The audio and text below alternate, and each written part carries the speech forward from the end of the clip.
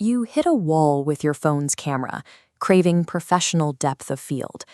But jumping to a dedicated camera introduces a massive wall of friction. Suddenly, instead of just tapping record, you manage fleets of dead batteries, formatting SD cards, and waiting on massive file transfers. Short-form video requires speed, and these extra steps threaten your daily upload schedule.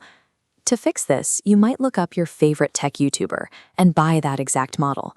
But inheriting someone else's recommendation means you inherit their workflow. You end up fighting dense camera menus and color profiles that clash with your actual technical skills or the way you naturally like to work. Buying a camera is a multi-year marriage to a specific ecosystem. The brand you choose today will dictate exactly how much friction you face every time you sit down to create. Figuring out the right system means looking inward at your daily routine, rather than getting distracted by technical spec sheets. This flowchart navigates that decision, splitting into two categories: your shooting environment and main friction point. For environment, are you in the unpredictable field or a static studio? For friction, are you frustrated by missing focus or exhausted by hours of color grading?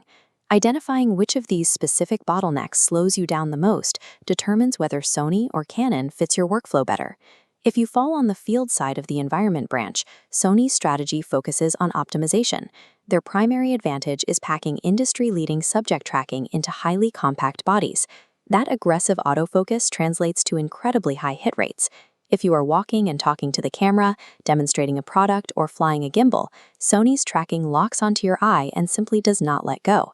Track a fast-moving skateboarder weaving through a noisy street, and the subject remains perfectly sharp while the chaotic background streaks by in a heavy blur.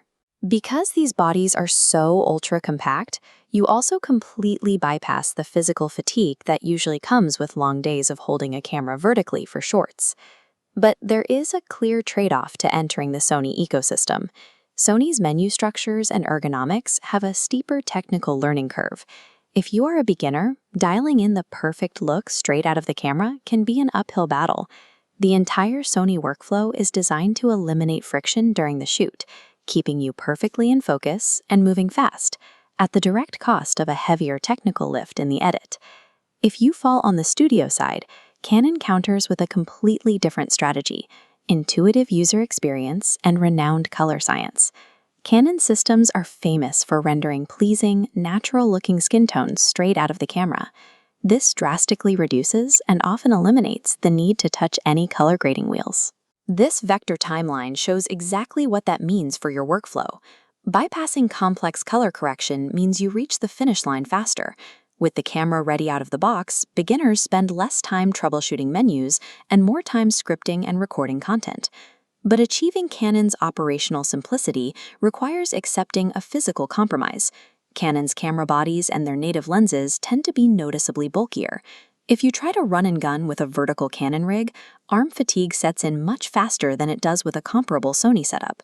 The Canon workflow is optimized to eliminate friction after the shoot. It offers the quickest possible path from pressing stop to hitting publish.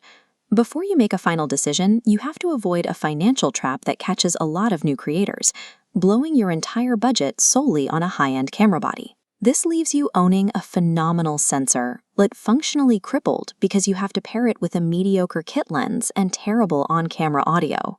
If you don't have the budget left over for proper supporting gear, you neutralize all the visual benefits that expensive body was supposed to provide. This pie chart shows allocating funds to the whole system. Investing in lenses and audio creates a reliable rig, but causes high switching costs. Changing brands later means starting over. Budgeting for the ecosystem ensures you get the image quality you paid for. So the evaluation comes down to definitively categorizing your personal workflow.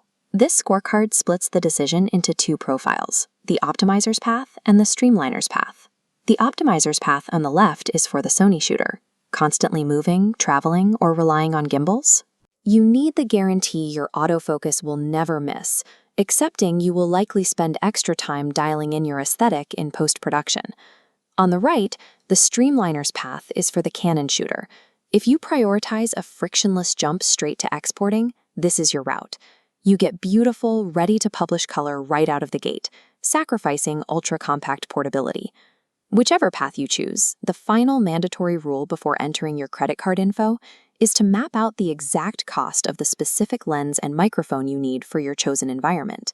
This flat lay visualizes what your budget should actually dictate: a complete, balanced package of body, fast prime lens, external audio, and reliable media. Because the numbers on a spec sheet do not make a channel successful.